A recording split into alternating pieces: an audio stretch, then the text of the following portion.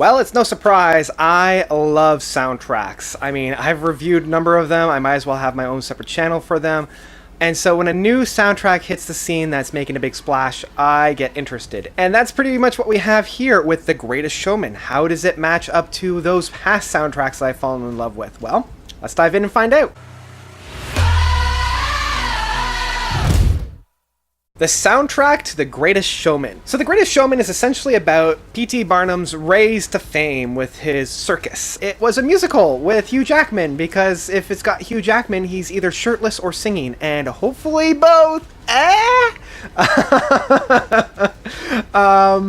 So yeah, the entire time I was watching this movie and listening to the soundtrack, it became very apparent that even though these were the same guys that had done a lot of the music from La La Land, which I loved, this was taking a different approach. This was very accessible, very top 40s pop mainstream music. And sometimes these carbon copies are very apparent. Like the first song of The Greatest Showman is...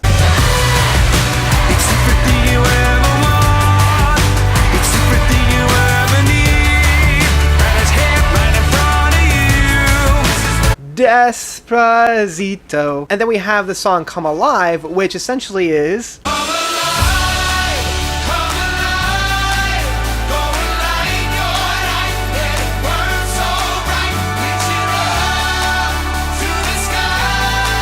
like the 4th of July, 'cause baby you're a firework.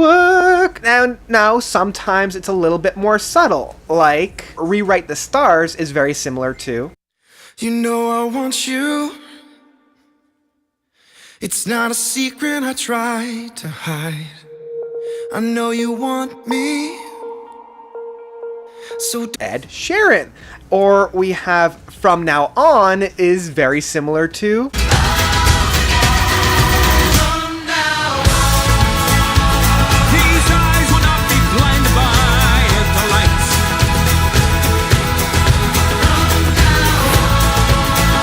Mumford & Sons. This Is Me is very similar to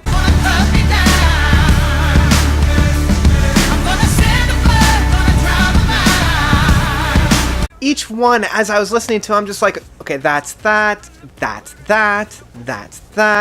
and even say The Other Side.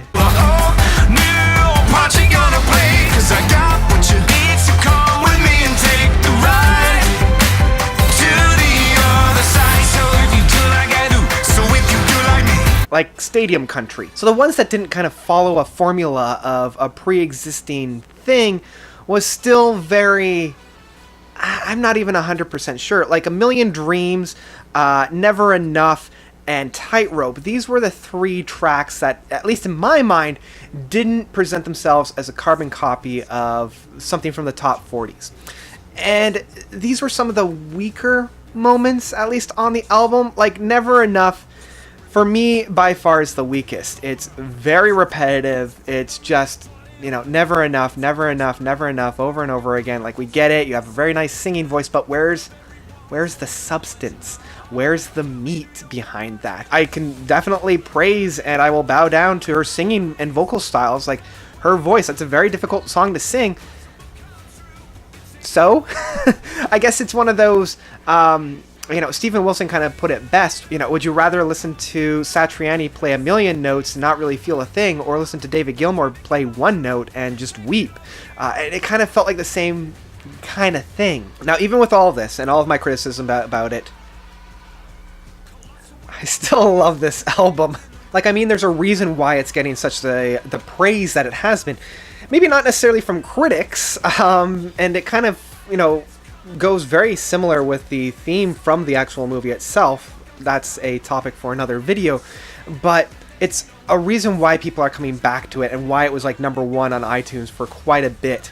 The songs are very catchy, very accessible, because they're using what works within the current musical stylings and injecting it into this soundtrack. There's a reason why I'm hearing a lot of these songs before, because a committee essentially wrote a lot of these songs, the original pieces, not the ones that we have on here, like the Despacito, the Fireworks, half of Ed Sheeran's songs, the Mumford & Sons. The team that came onto this album to write it I wouldn't be surprised if they scanned the landscape of last year and found what songs worked and put them onto this album. There's no denying that this album is catchy. It is very catchy. The songs stay in my head.